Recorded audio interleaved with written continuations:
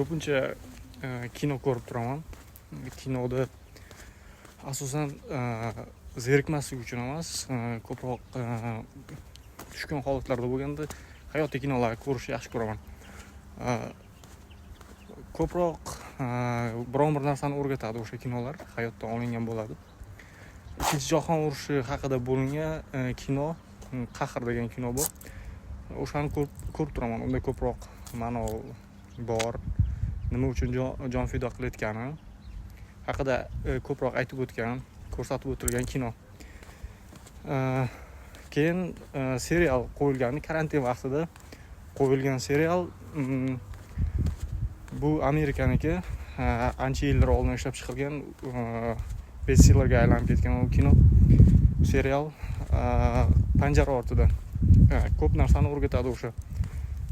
Qanday qiyin vaziyatlarga tushgan vaqtda chiqib ketish haqida ko'proq o'rgatadi o'sha narsalarni. Ya'ni kino ko'rganingizda hayotiy narsalarga bog'liq kinolarni ko'rsangiz, ancha xulosa chiqarsangiz bo'ladi. O'shalardan taskin topsangiz bo'ladi.